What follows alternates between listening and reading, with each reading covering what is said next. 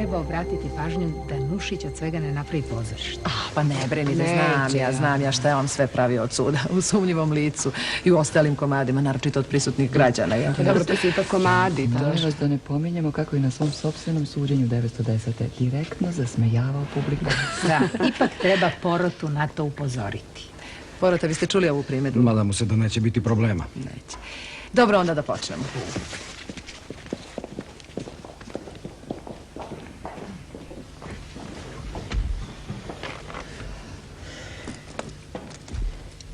Počinjemo raspravu i suđenje Branislavu Nušiću za sve što je učinio sebi, srpskom narodu, književnosti, pozorištu, za sve slabosti koje su ga celog života odvlačile od pravih zadataka, primoravajući ga da se dodvorava moćnima, da svoj veliki talenat upreže u službu sumnjivih ciljeva, uzimajući za najvažnije objekte svoje satire, tašte i komunalne prilike. Dakle, tužba, prisutna, odbrana, Ovde. Porota, Tu smo. ste, glumci. Izvinite, a ko ste vi? Ja? Da. Psihijatar. A ko je vas ovamo pozvao? Mi nismo. Mi smo.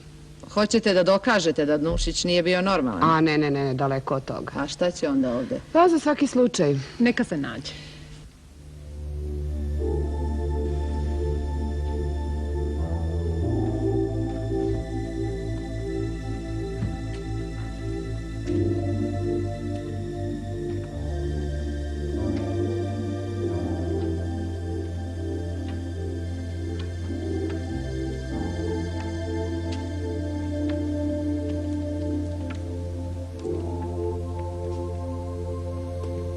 Jel vi to o meni govorite?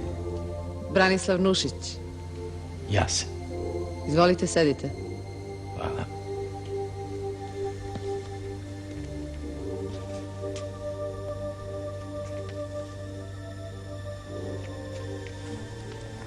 Da čujemo osnovne podatke. Rođen sam jedne... To ćete već vi. Branislav Nušić, rođen je 8. oktobra 1864. godine u Beogradu kao Alkibijad Nuša, od oca Georgija i majke Ljubice rođene Kasnar, da bi tek u zrelosti uzeo ime Branislav Nušić. 1871. godine porodica prelazi u Smederevo, gde Nušić završava osnovnu školu i 2 razreda gimnazije. Zatim ponovo prelaze u Beograd, gde Nušić završava gimnaziju i počinje prava koja studira u Gracu i Beogradu. Sa 19 godina završava svoju prvu komediju Narodni poslanik, a 4 godine kasnije za pesmu Dva raba zbog uvrede kralja Milana osuđen je na 2 godine zatvora, od kojih godinu dana provodi u Požarevcu, gde počinje u zatvoru da piše listiće i protekciju. Zatim je pomilovan, posle čega radi u diplomatskoj i prosvetnoj službi. 1900. Nušić radi kao dramaturg i upravnik Narodnog pozorišta u Beogradu. 1902. prvi put penzionisan na svoj zahtev. Iste godine reaktiviran i postavljen za komesara pošta i telegrafa, na što ubrzo daje ostavku i ponovo ide u penziju. 1904. i 1905. radi kao upravnik Srpskog narodnog pozorišta u Novom Sadu, gde uglavnom provodi vreme sa trupom na putu. Taj period završava neprijatnom financijskom aferom. Prostite, molim vas što vas prekidam. Postoje znači i prijatne afere. I jesam li ja pozvan ovde zbog računa koji sam već odavno namirio? Molim vas. Nastavite. Od 1906. do 1908. radi kao dramaturg Narodnog pozorišta u Beogradu. Od 1908. do 1912. intenzivno se bavi novinarstvom, sarađujući u mnogim listovima. Za vreme Balkanskih ratova prvi načelnik oslobođenog Bitolja. 1913. organizuje i adaptira pozorište u Skopju. 1915. povlači se sa srpskom vojskom preko Albanije, a od 1916. do 1918. boravi u Francuskoj, Švajcarskoj i Italiji. 1918. postaje prvi načelnik novoosnovanog umetničkog odeljenja. 1923. ponovo penzionisan, a od 1925. do 1928. radi kao upravnik oblasnog pozorišta u Sarajevu. 1928. definitivno penzionisan kao bibliotekar Narodne skupštine. 1933. postaje član Srpske akademije nauka, a 19. januara 1938. umire u Beogradu. I to ovoga puta definitivno. Za navođenje Nušićevih dela bila bi nam potrebna posebna rasprava. Pomenimo samo da mu je prvi komad Protekcije igran u Beogradu 1889. godine, je li tako, a posljednji pokojnik 2 meseca pred smrt.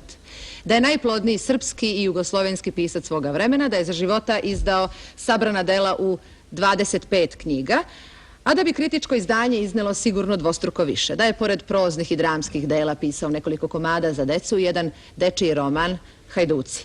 Da je najveću popularnost stekao kod široke publike, pišući nekoliko godina gotovo iz dana u dan kozerije u politici pod pseudonimom B. Nakiba. Da. Jesmo li nešto bitno propustili? Da, propustili ste da je 1930. godine kao čuveni govornik bio profesor retorike na Vojnoj akademiji i da je kao posljedica toga nastala knjiga Retorika koja je doživjela više izdanja. Da je sam ili sa drugima osnovao udruženje dramskih autora, udruženje glumaca, udruženje novinara, da je osnovao Ujedinjenu omladinu.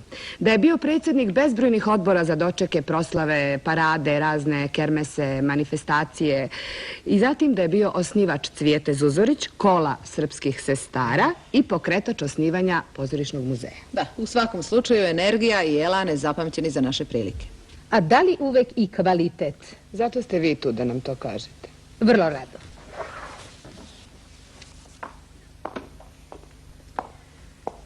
Odavno je poznato. Slava to je zbir nesporazuma oko jednog imena. Da, gospodine. I razmotrimo sada nesporazume koji su se spleli oko imena Branislava Nušića. Istina je da je Nušićeva prva komedija Narodni poslanik sa elementima ozbiljne satire izazvala strah upravnika pozorišta Šapčanina i njegovo ustezanje da je stavi na repertoar. Hrabri Šapčanin. Tačno je i to da je Nušić zbog pesme Dva raba bio osuđen. Ali šta se posle toga desilo? Povodeći se za vremenom i prilikama, bistar i brzo shvatajući situaciju, Nušić već u zatvoru piše Protekciju Lakrdiju, je li tako? Protekciju, da. A narednih 40 godina uglavnom zabavne, neutralne ili patriotske tekstove. Skerlić je očigledno bio u pravu. Kad god bi društvo pokušalo da iziđe na pravi put, gospodin Nušić je uvek bio na drugoj strani. Nadamo se da će i ovo suđenje to potvrditi. Hvala. Svojim konzervatizmom i svojom moći kao upravnik većine profesionalnih pozorišta, Nušić je onemogućio svaki svežiji prodor i takozvani nušićizam, nastao kao posljedica takvog dugogodišnjeg delanja, predstavlja kvintesenciju lošeg ukusa i nazadnog gledanja na društvo, društvene probleme, a naročito ženu. A tek tašte, šta je sve pisao u taštama? Čekajte, molim vas, Nušić znači da bi vas zadovoljio, morao je čitav život da provede u zatvoru. Taj zatvor je samo još jedan nesporazum. Uostalom, evo, pročitajte, molim vas, pesmu Dva raba. Ta tu skoro, bit će ovih dana. Sarani smo jednog Božjeg raba. Čitali ste, vidli ste paradu. Taj rab Božji beše jedna baba. Zatutnjaše sva 4 zvona. Povrveše kite i mundiri, povrveše perjanice bojne, povrveše bezbrojni šeširi, svi majori debeli i suvi, oficiri cela kita sjajna, pukovnici s orlom i bez orla i još neko, ali to je tajna. Još skorije bit će ovih dana, sarani smo još jednoga raba, ali nažalost mnogih baba naših, taj rab Božji nije bio baba. Prozuklo su udarala zvona iz budžaka, a i zašto da se čini dževa, kad je pratnja srpskoga junaka? Srpska deco, što misliti znate, iz ovoga pouku imate. U Srbiji prilike su take, babe slave preziru junake. Zato i vi, ne mučite se džabe. Srpska deco, postanite babe. Nušića je za pesmu Dva raba inspirisao urednik režimskog časopisa, dvorski čovek i ministar Vladan Đorđević. Ne predviđajući naravno ni on, a ni Nušić, reakciju kralja Milana. A šta je Vladan posle toga uradio? Da li vas je branio? Vladan ko Vladan. Trticu u kraj. Čak je molio spisu u svom listu da bi me on još teže osudio. I zar ovo nije bio najbolji dokaz da je Nušić svoje najveće herojstvo omaškom ostvario. Nušić nije bio budala. Pukovnici s orlom i bez orla. I još neko, ali to je tajna. Pa svima je bilo jasno da je Nušić javno bacio rukavicu samom kralju. Čekajte, a zar to nije mogao da bude baš mig kralja Milana koji brzopleti Vladan Đorđević nije najbolje shvatio? Da se osudi čiftinstvo i defetizam građana i nepoštovanje ratnih zasluga. Kralj Milan nije bio jednosmeran čovek, nikad niste mogli znati gde će vas sačekati. Nismo, boga mi. Uostalom, pozovimo kralja Milana i pitajmo. Nemojte, molim vas. Šta vam pada na pamet? Pa valjda ga se više ne bojite. Pa ne bojim ga se, ali mislim šta bi bilo sa mnom. Znate kakav je to glubac? Milan je taman kralj za vas. Komična figura. Molim vas, bilo bi smešno da se pojavi kod nekog drugog. Moja damo, šteta što niste živjeli u to vreme. Pozovite ga. Kralj Milan Obrenović.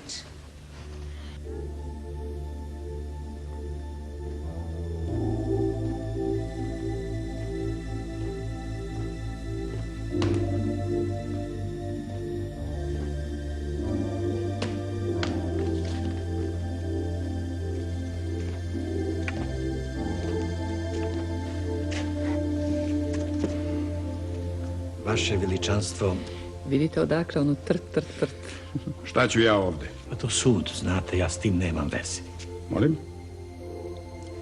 Mi smo veličanstvo pozivali do sad mnoge ugledne ljude. Ministre Vladana Đorđevića. Kako možete da me vezujete i poredite sa Vladanom? Pa on je bio vaš ministar. Ako je on bio moj ministar, nije Nušić. Šta ja imam sa njim? Vi ste njegov pravi kralj. Nušićev. Njegovih junaka. Šta vi hoćete od mene? Da nam ispričate kako je to bilo sa Nušićem. Mislite da se ja toga sećam? Prvo, poznato je da ste vi imali izvanredno pamćenje i da ste svakog istaknutijeg Srbina znali u glavu, a drugo, Nušića ste zapamtili po tome što je stvar ispala komična. Pa čak i da se sećam, zar bih sad o tome pričao? Ako bih išta govorio, činio bih to samo zato da objasnim svoju vladavinu, a ne da vam pričam šta sam pre 100 godina rekao jednom komedijantu. Ali vi ovde niste kralj, nego svedok. Ja mogu da vam objasnim tajnu konvenciju sa Austrijom, za koju me najviše okrivljuju. To je bio jedini način da se spasemo. Jedini modus vivendi sa Austrijom, koja nam je na kraju i došla glave. Znate šta se dogodilo mom nesrećnom sinu kad se oslonio na Rusiju? Dve fatalne, strahotne žene upropastile su srpski presto. Mene je uništila Natalija, a mog sina, Draga, Mašin. Ali bolje da ćutim. I vi mene baš nađoste da vezujete sa Nušićem. Nismo mogli da dovedemo Šekspira. Ja nisam kao Draga okupljao oko sebe pisce da zabašurim svoju prošlost. Ako me god sam oprostio, taj mi se na kraju osvetio. Ja sam bio demon Srbije za onog morfinistu Todorovića. Ne kažem, Sremac me obožavao. Bilo je i među njima ljudi. A Nušić, on je posle Dragi pravio njeno lično pozorište i tajom vodio glumce u Smederevo da je iznenadi. Moj sin Aleksandar naredio je da pucaju na mene ako pokušam da pređem granicu, to mu nikada nisam mogao oprostiti. I zbog toga mi je i presvislo srce u 47. godini. Srećom, tako bar nisam vidio njegov strašni kraj. I šta sad vi još posle svega hoćete od mene? Da ispričate kako je bilo s Nušićem. Obratili ste se na pogrešnu adresu, gospođo. Ja sam se bavio ozbiljnim stvarima. Ako hoćete da vidite šta su ljudi, samo postanite kralj. Tako ćete najbolje moći da vidite šta znači ljudska nezahvalnost. Nušić, Todorović, Pašić, svi kojima sam oprostio. Sve sam žrtvovao za Srbiju. I svi su me na kraju izigrali.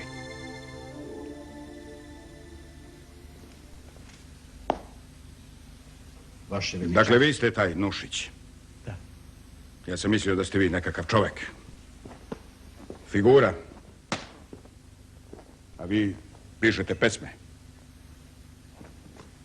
Zar vi tek juče izišli iz škole? Tek što ste načinili prvi korak u životu, pa ne udariste ni na pandura, ni na načelnika, ni na ministra, nego pravo na kralja.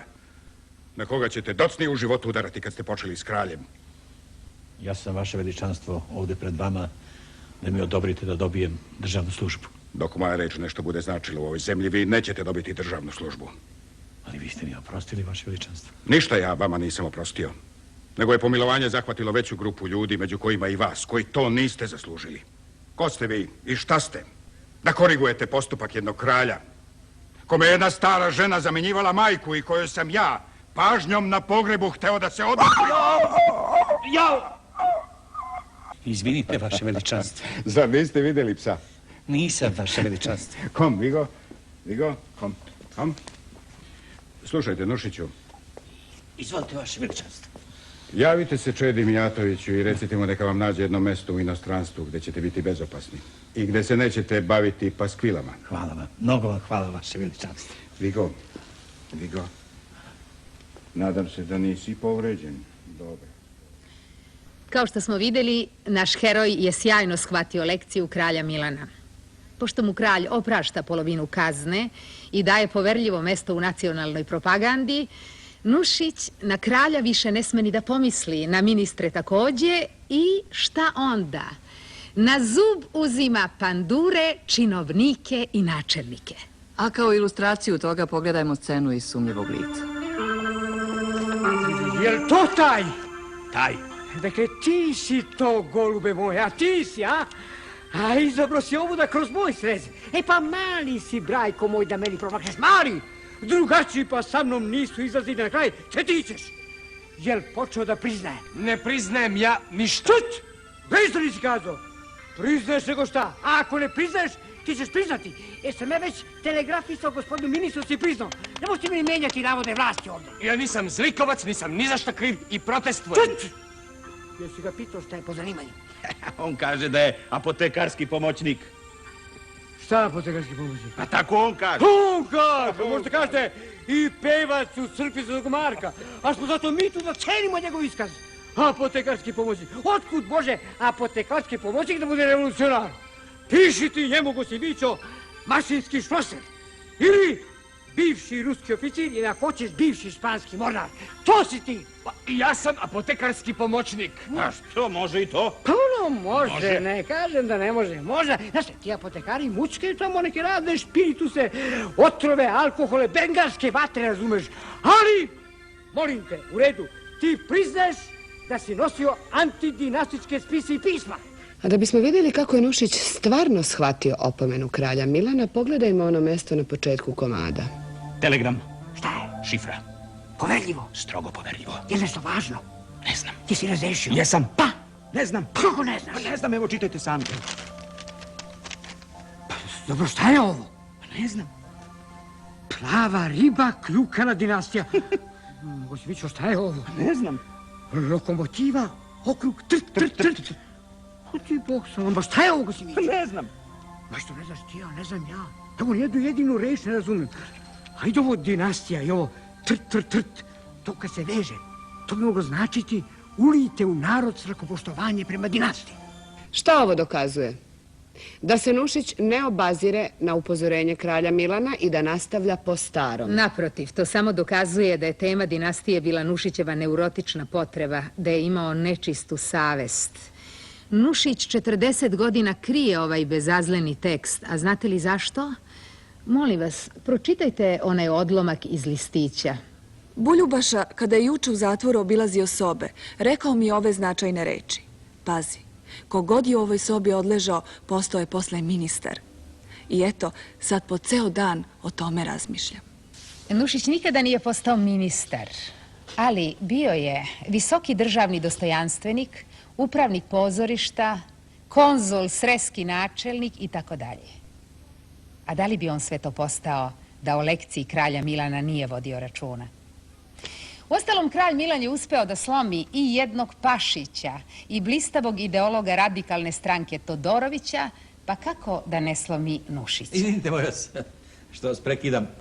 Bilo je u tim mojim listićima svega i svačega. Na primjer? Sećam se, jednoga dana mi vratar donosi vizit kartu na kojoj piše, kaže, Branko Sekulić piše pesme, prodaje lozove i popravlja mrele, sve na malo i veliko. I šta je dalje bilo s njim? Ništa naročito. Doduše, proganjao me je dugo vremena da od njega nešto načinim. Srećom, posljednjih 50 godina me ostavio na miru. E, vala više nećeš. Najzad ćemo se i mi, Nušiću, obračunati. Zar je ovde, sine Brut? Čekaj. Ej, nije ti ovo pozorište, Nušiću, stani! Pobeže Nušić. Pobeže od mene. Ko ste vi? Ja sam taj Branko Sekulić. Pa? Kako pa? U celom njegovom delu o meni samo 5 redi. Kaže samo ovo, onda mi momak unese vizit kartu na kojoj je pisalo Branko Sekulić, piše pesme, prodaje lozove i opravlja amrele, sve na malo i na veliko. Eto to. Pa? Šta pa? Pa kako ne shvatate da je u tih 5 redi bilo sve, ceo lik, a on ništa. Jeste li ga pitali zašto? Pa jesam, kaže prvo, kao da ne stiže. Onda kaže, pa znaš i ti moj Branko, koliko ja samo u listićima imam materijala, a gde je drugo? A šta tek da radim sa onim što mi život pruža? Pa ja baš na to i mislim, Nušiću, skrati to tvoje kartanje, makar jednu noć i napiši nekoliko stranica i o meni. A šta i kartao se? Ko Tolstoj. Pa znate da su mu čak i u sanduk strpali jedan špil karata. To može zbog pasijansa. Dobro, neću da kažem, ponekad je stvarno i ređao pasijans dok je smišljao nove stvari, naročito pod starost. To je interesantno. Ja kao njegov junak, istina neostvareni. Pratio sam ga svuda u stopu, sve sam video. Jedino ga nikada nisam mogao vidjeti kad piše. Sve nešto na brzinu, gotovo krišom po nekim kancelarijama, magazama, knjižarama, zatvorima, po banjama, na putu. Nikad, brate, ljudski da zasedne kao i drugi pisti, nego sve nešto smandrljava. Hadži Loju je tako smandrljao za jednu jedinu noć. I znate kako je to posle išlo? Kao alva. Preklinjao sam ga, Nušiću, daj i meni šansu. A on, znate šta kaže? Kaže, šta to tebi vredi, upustit će te i ostaćeš nedonošće kao i dosad. I evo ja stvarno ostah ko sinji kukavac. Vidite, to se zove neiskorišćeni literarni motiv. Čudo da ste baš ovdje došli. Pa kad je on već tu, valjda je red da dođemo i mi, njegovi neiskorišćeni literarni motivi, da nam objasni zašto nas je ostavio na cedilu. Da li znate kud je možda otišao? U pozorište sigurno, kud bi na drugo mesto. Aha, pa ako tamo ništa ne učini, stavite mu i mene u krivicu. Slobodno, slobodno, stavite mu i mene na raboš. Doću ja još ako ga tamo ne pronađem. Pa znate šta sam mu rekao na kraju? Kaže mu, slušaj Nušiću, ako već ne znaš šta ćeš sa mnom, stavi me u nezavršenu vlast. Da je tako, bar jednom vidimo kraj. A on? Kaže, gde si ti video da vlast ima kraj? Vlast je beskrajna i nikad se ne završava. Tu se on meni zamerio. Za ceo život. Naći ja njega. Idem. Ovako nešto još nismo imali. Koleginice, nastavite. Pošto je ovdje u 2 maha pomenut Nušićev boravak u Sarajevu, da čujemo kako je tamo ocenjen njegov rad. Za sve je imao vremena i nijedan posao mu nije bio težak i neprijatan, samo ako je bio u interesu pozorišta. Temperamentan, živahan, stalno u pokretu. On je svuda prisutan, sve ga interesuje, počev od rekvizite do ličnih problema pojedinih glumaca. Glumci su kao deca i moj običaj da kaže. Ljutnju i nervozu progutao bi u trenutku. Kao što je gutao svoju sodu bikarbonu ili srkao svoju crnu kafu ili pušio svoje cigarete. Uvek na brzinu, na predah, nikad do kraja. Nijedno delo nije stavljeno na repertoara da ga on nije studiozno pročitao. Strpljivo i sa puno takta učestvovao je u podjeli uloga. Redovno išao na probe, čak i one za stolom. Priznaćete da sve ovo deluje kao izmišljeno. Treba dodati da je tada za 10 meseci bilo izvedeno oko 40 premijera i 250 repriza, ne računajući gostovanja, što danas nama izgleda potpuno nezamislivo. Ali to nimalo ne pobija činjenicu da je Nušić bio vešt tvorac svoje slave, privatizujući i koristeći svoje položaje. Molim vas, da bi se vidjelo ko je koga koristio, predlažem da se pozove naš veliki pozorišni stručnjak i dugogodišnji upravnik Narodnog pozorišta Milan Predić. Pozovite ga. Milan Predić.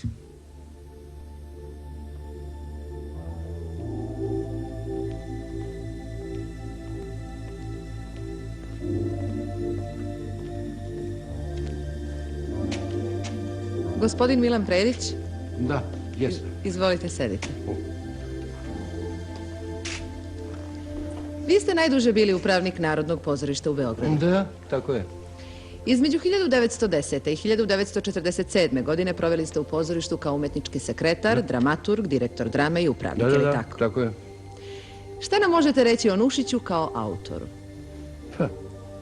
Imao sam zbog njega raznih neprilika, znate. Kakvih? Pa nisam mogao da izađem na ulicu, a da me neki autor ne napadne kako ja protežiram Nušića. Pa dobro, ide mene. Oni su napadali i sirotog Grola, znate, koji ga nikada nije naročito mirisao. A šta ste im vi na to odgovarali? Istinu. A šta sam drugo mogu da kažem? Pa recite nam slobodno. A morao sam, znate, morao sam. Jer je on na svojoj strani uvijek imao bar dva moćna saveznika. Na koje saveznike mislite? Šefove računovodstva i publiku, znate. Mi ga ne stavimo na repertoar, a ovi drugi faktori ga vuku na mala vrata. Pa kakav ste vi onda bili upravnik? Kažu da sam bio dobar. Znate, dođe mi šef računovodstva i kuka ako nemamo Nušićevu premijeru da stavimo bar neku reprizu. I mi onda kućemo, šta ćemo, ispovrtimo put oko sveta. Ili narodnog poslanika, ili bilo šta drugo. Poznato je, znate, da sam ja stavljao na repertoar čitav jedan niz modernih nadobudnih autora. I onda meni šef proguta sve njih, a ja njemu progutam Nušića. I Nušić mi sve to nadoknadi, sve poluprazne dvorane. Publika ga je voljela, znate. A glumci? Glumci. Od njih nisam mogao da se spase. Voljeli su Nušića. Pa sad, ne znam da li su voljeli njega, ali znam da nisu voljeli prazne dvorane. A šta ste vi kao francuski đak mislili o Nušiću? Šta sam mislio, ja sam i dokazao. Za moje vreme napisao je svoje najbolje komade. I postao je klasik, znate. Znači, ipak nije odlučivao šef računovodstva, nego vi. Pa sad, šef računovodstva. Šef računovodstva je odlučivao za put oko sveta, znate. A ja za sve ono drugo. A da li ste ga vi voleli? To mam posla. Nije mi se skidao sa repertoara, znate. Pa još i da ga volim. Morao sam da se pravim lud. Dobro. Ima li još pitanja? Imamo, ali ne za ovog svedoka. Hvala vam, gospodine Prediću.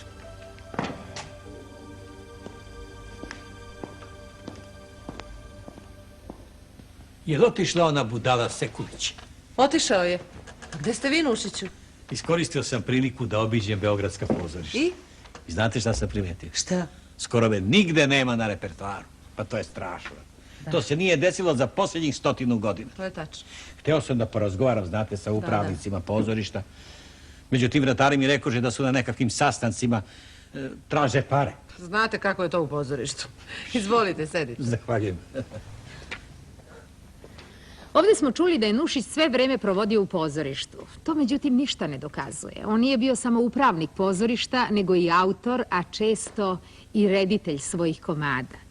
Zna se da je za 3 godine upravnikovanja u Sarajevu postavio gotovo celokupna svoja dela. Izvinite, ali kakav bih ja to upravnik pozorišta bio ako bih se lišio svog najpopularnijeg i najplodnijeg pisca? Uspeh je došao kasnije, u početku su vaše stvari išle kao i sve druge. Uostalom, niko nam to bolje neće objasniti od Jovana Skerlića. Predlažem da se pozove Jovan Skerlić. Šta vi na to kažete, Nušiću? Pa neka uđe.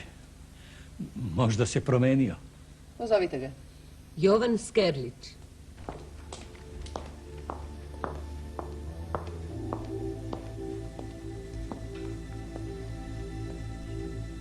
Vi ste Jovan Skerlić.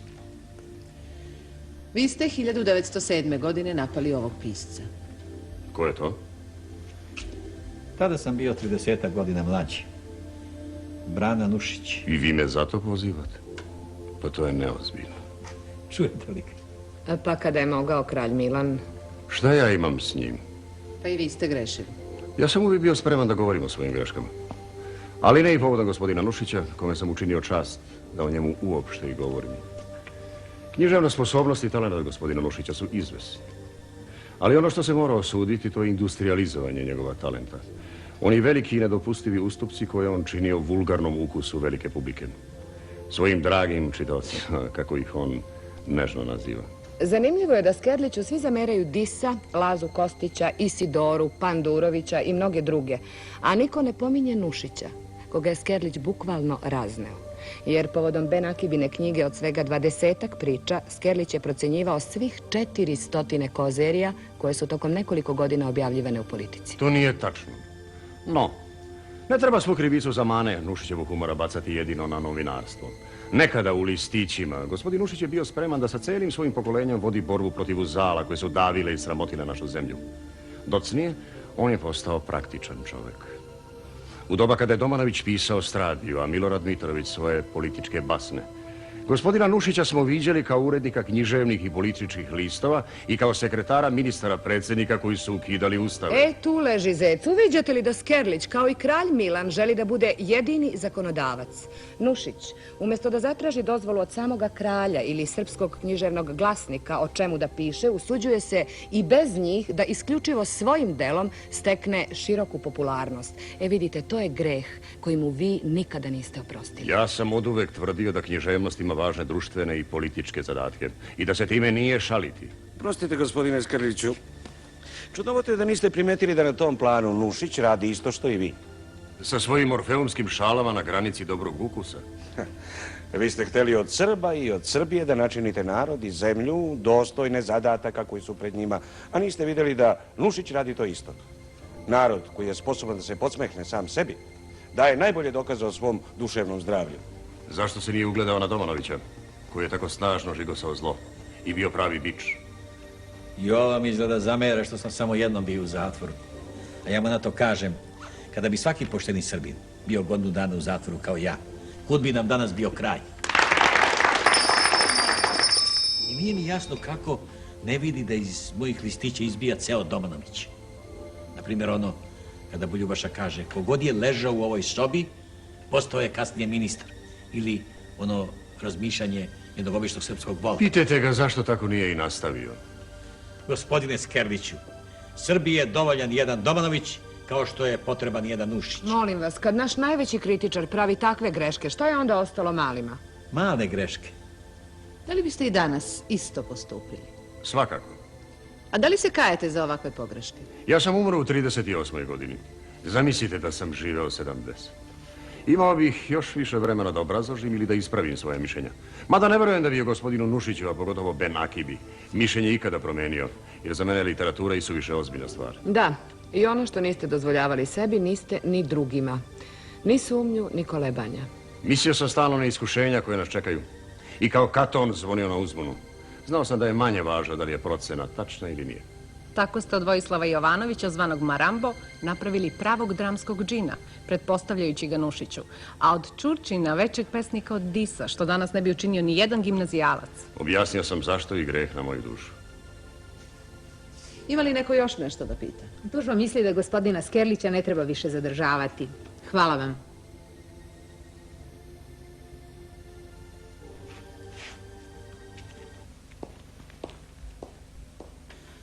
Šteta što je Skerlić umro tako rano. Kako bi nam dobro došlo u ono vreme posle rata. Kako to sad ga žalite, on vas onako napadao? Znate, on je svakako bio moj najveći kritičar. Ali bolje da vas takav napada nego da vas hvali kakav glupak. A i sami znate da ja nisam bio neko zlopamćen. Sad ćeš da čuješ ko si i šta si. Ko je ovaj čovjek? Molim vas, molim vas. Hoćete ovo? Molim vas, pustite. Ko ste vi? Jedan Srbin. Molim vas, kako se zovete? Jeste li pitali Arhibijada Nušu kako se zove i odakle? Što da radimo sad? Da čujemo čoveka. Čekajte, molim vas, uzmite mu najpre podatak. A molim vas, kakvi podaci? Jedan Srbin, to je dovoljno. Jesam li ja ovdje okrivljen ili Nuša? Ne možete da nam date vaše podatke. Mogu ja da dam, ali neću. Zapišite, u tom trenutku je sudu pristupio jedan Srbin. Ma hoću tako da zapišem. Dobro, kad vi više verujete jednu cicarinu, onda izvinite što smo se upoznali. Samo sramota je da ovaj srpski narod dopušta da ga kalpi kako ko stigne. Čekajte, molim vas, pa čuli ste da malo čas smo rekli da je zdrav samo onaj narod koji ume da se podsmekne sam sebi, jel? Od tog zdravlja nam popucaše rebra, a od tog smeha utrnuše zubi. Ajde. Šta će nam to vaše zdravlje? Izvinite, molim vas. Da li vi poznajete ovog čoveka? Ne, ali on je oličenje svega onoga što sam slušao čitavog života. Znate, gospođo, ja sam za Srbiju u zatvoru bio. Život joj posvetio, sina joj dao. A ovako sam nešto i mogao da očekujem. Da, uvek je bilo i bit će takvih.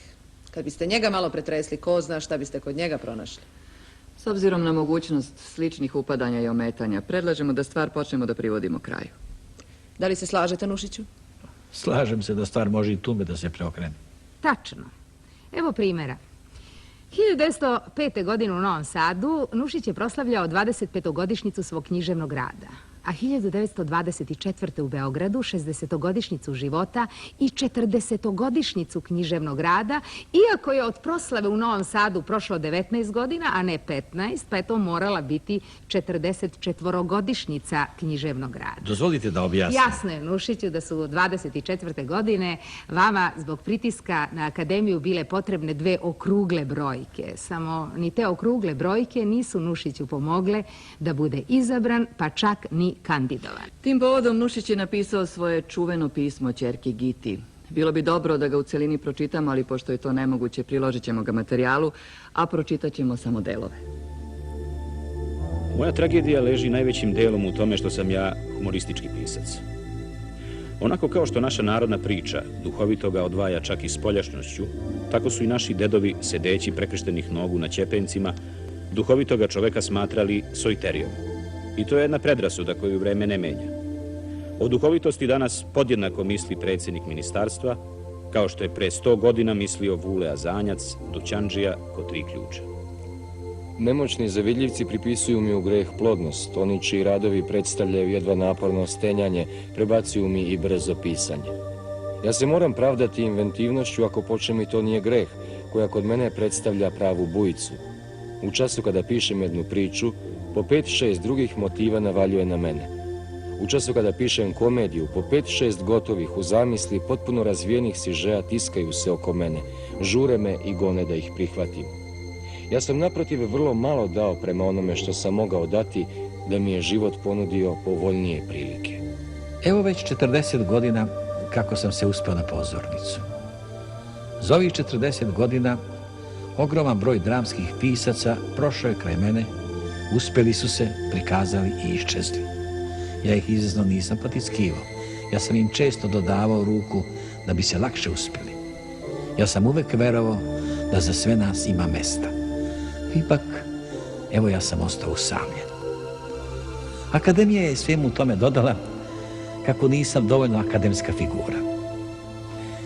Akademska figura je onaj koji 30 godina čeprka po starim knjigama i otkrije da je Dositej prvi put posetio Hopovo 26. marta, a ne 14. aprila.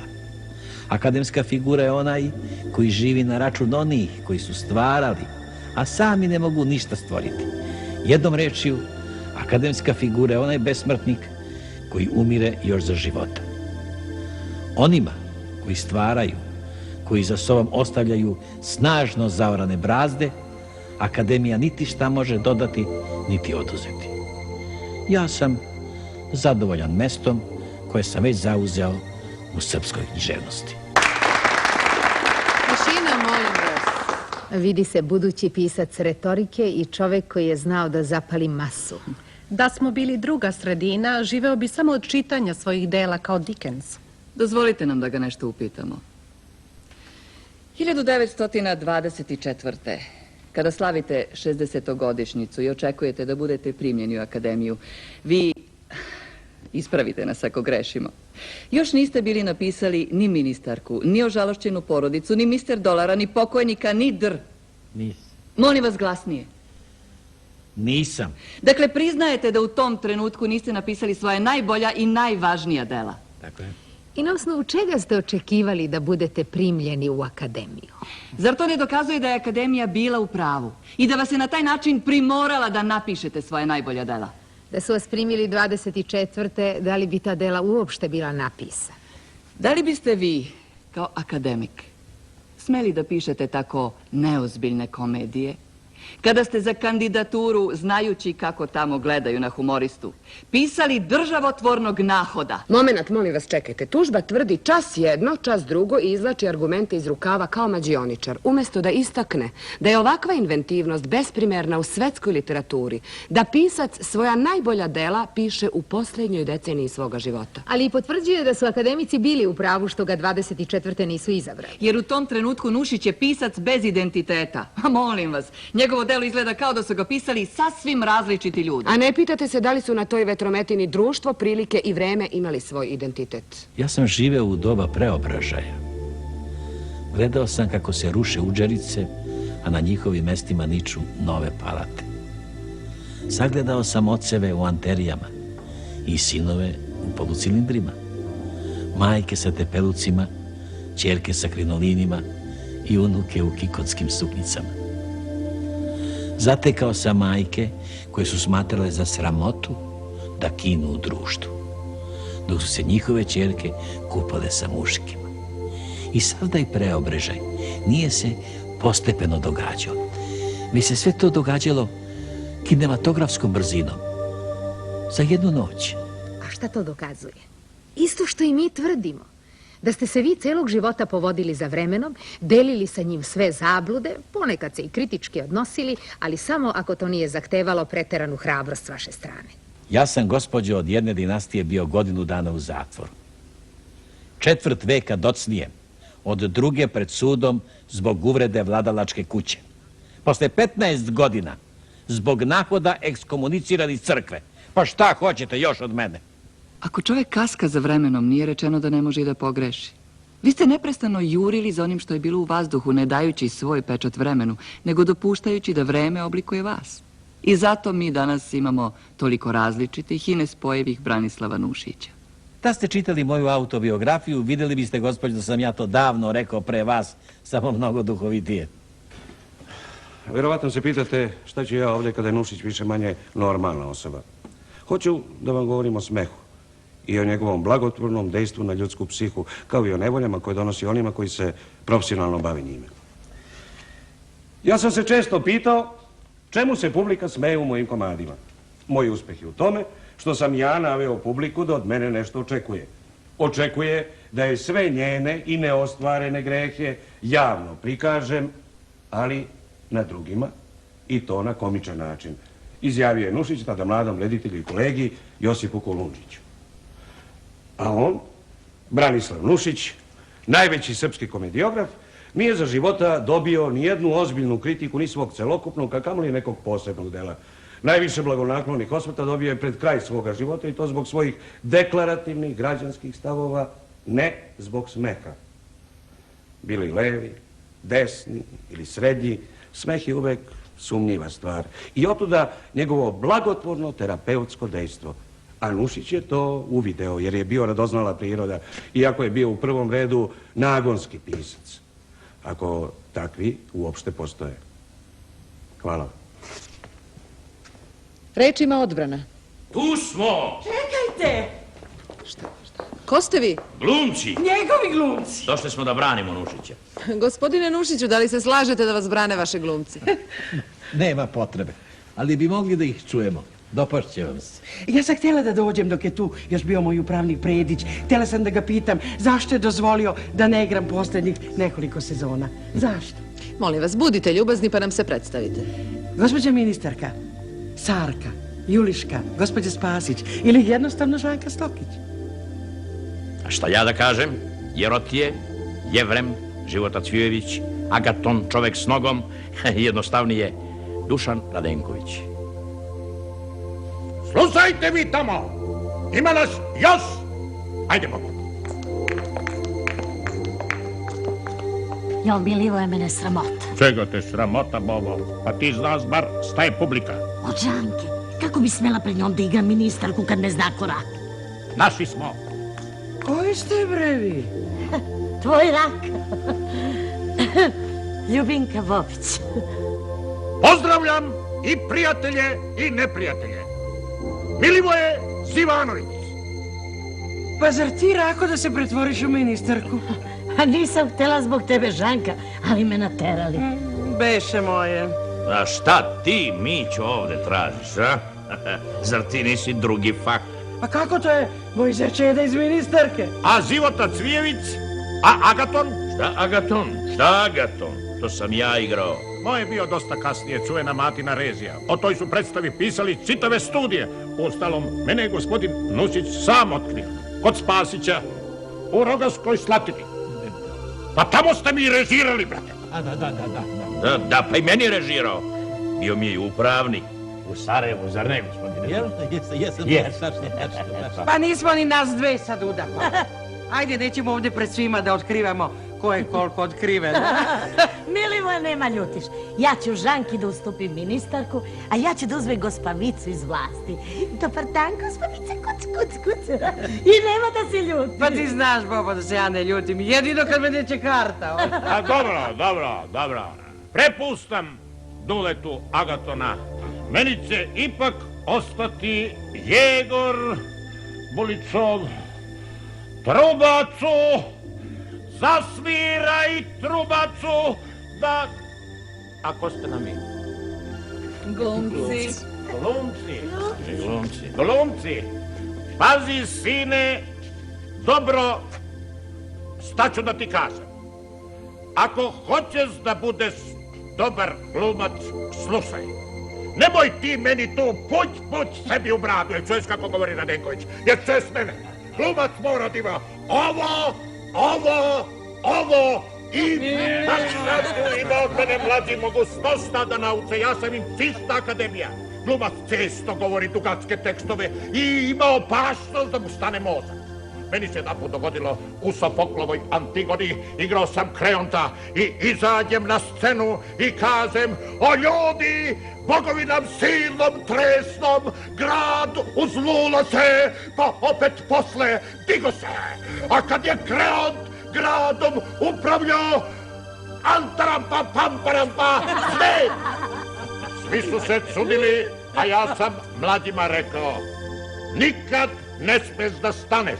Publika nikad ne sluša sve i sve do kraja. Jedan drugog u gledalištu pitaju: šta to reče Milivoje Živanović? Znači krivi su oni, a ne ja. Toliko. Mora ostanite tu gde jeste. I onako u pozorištu mora neko da unosi i iznosi tacne.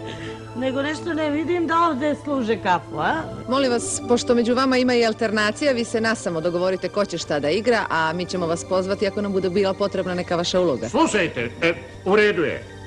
Ali nemojte da nas ponovo zaboravite kao do sada. Ma neće, pozovite nas svakako. Znate šta su glumci, jeli? Pogotovo sve sami prvaci. Bobo, da znaš da si me iznenadila sa tom tvojom ministarkom. Šta će, Žanka? Čovjek se danas iznenadi kad čuje ko se postao ministar, a ko ministarka. Jel' tako, gospod Nušić? A tako čak. Ide. Slušaj, sine, nešto sam hteo da te pitam, baš sam zbog toga i došao, znaš.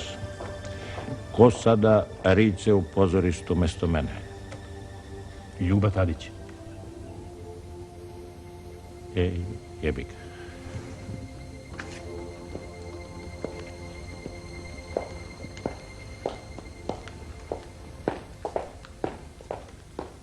Reč ima Odbrana. Vidjeli smo i čuli glumce. Sve Nušićeve nevolje kao pozorišnog čoveka dolaze s toga što je pozorište voleo, što nije bio birokrata koji se zadovoljava zatečenim. On je 1,5 dana bio upravnik Novosadskog pozorišta i gotovo sve vreme proveo je sa trupom na putu.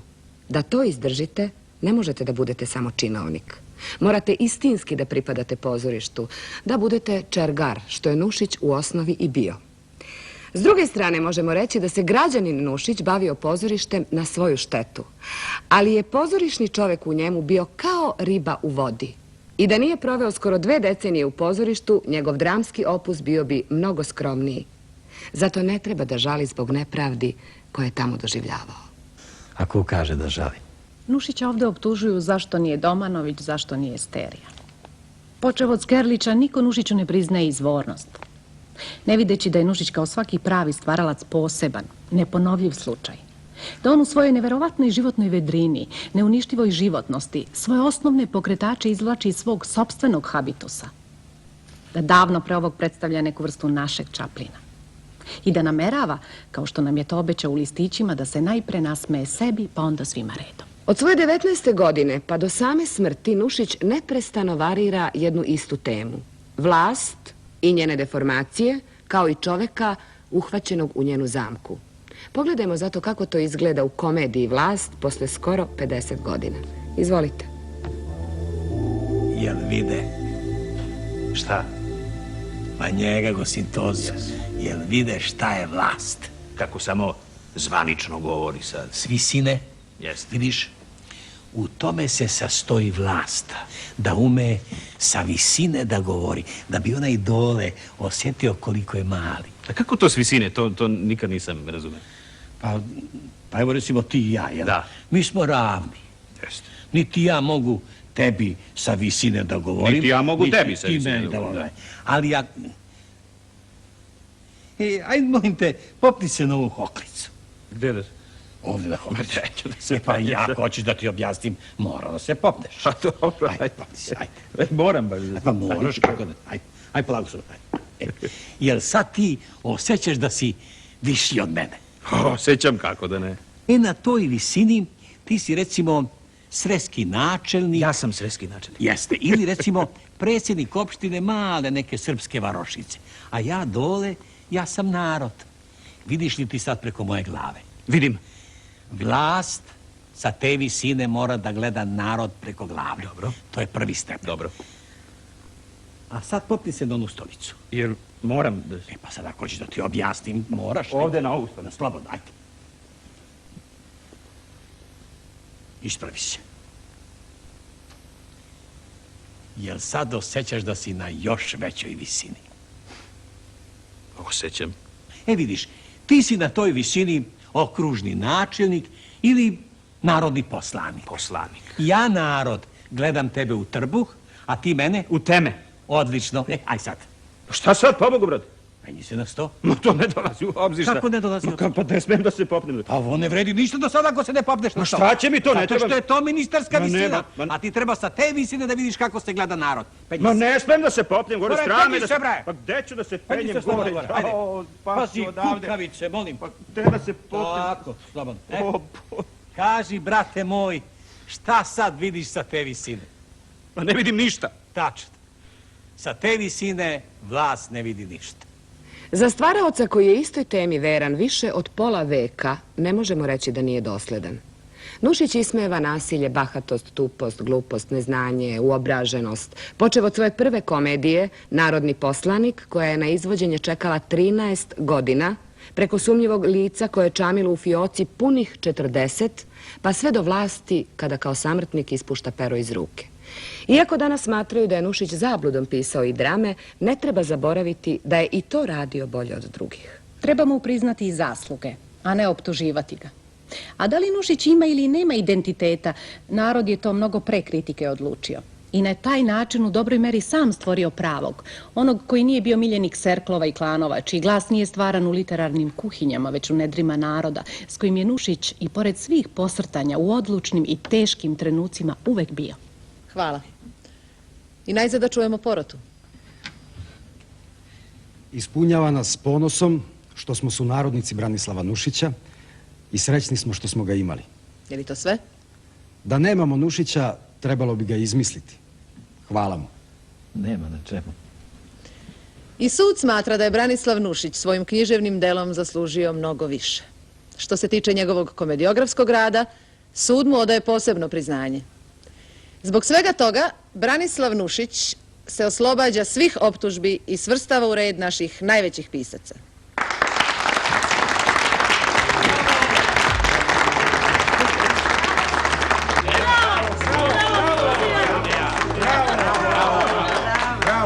Bravo. Dobar dan, gospodine Nušić. Dobar dan. Ko ste vi? Familija. Čija? Vaši junaci. A vi? Agaton. A, drago mi. Živka ministarka. Hoću s vama da se prošetam fijakerom od Slavije do Kalemegdana, pa neka košta koliko košta. Gospodin Nikaragua. Pardon. Rista Todorović, kožarski trgovac i počasni konzul Nikarague. A šta želite? Da uvatim vezu s viših krugovi. Računajte da ste već uhvatili. Udovica Sarka. Ja sam ožalošćena, mnogo sam ožalošćena. Šta to zvoni? Jedan od junaka, čovjek s nogom. Junačina, Boga mi. Vidi, zbog tog junaštva ostado ti ja bez jedne noge. Pa kad hoćete da se vozite srpskom železnicom. Je li jes? Jerotije Pantić, sreski načelnik. U mojim je rukama vaše sumnjivo lice, u vašim je rukama moja klasa. Molim za hitnu razmenu. Bravo, bravo. Aleksa Žunić. Sreski špijun. Gde se to govori, pobogu čoveče? Pa dok sam krio, ništa nisam mogao da doznam. Sad kad svi znaju da sam špijun, dolaze i govore mi jedan protiv drugog. To je za državu dobro. Gazda Miladin.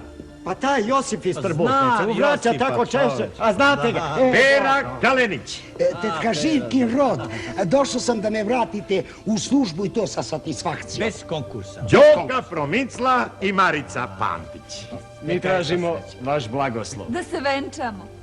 Deco, neka vam je sa srećom. I Jovanča Micić. Ovakav KLBL nema ni u Jagodinu gde se legu curani. Pa zato je suđenje i bilo ovdje u Beogradu. Nema više. To je sve, gospodine Nušić. A ja? 13. prase. Pa kad ćete mene da ubacite u sabrana dela i da me proširite? Računajte da ste prošireni, samo se saberite, čoveče.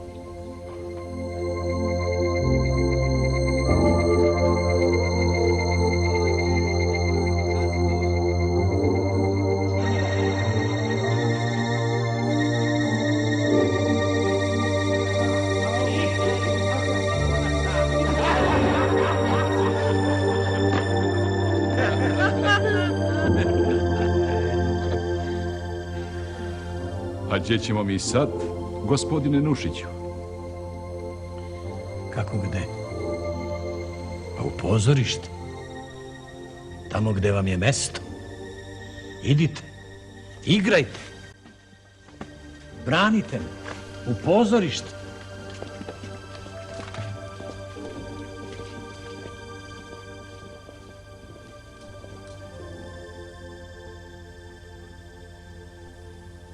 Postoji jedan prekor koji se čini mome humoru. Veli se da je lak. Meni nije poznato da u literaturi postoje dve vrste humora. Težak i lak. Ja znam samo za jedan humor. Onaj koji, izazivajući smeh na usnama, ublažava surovost života.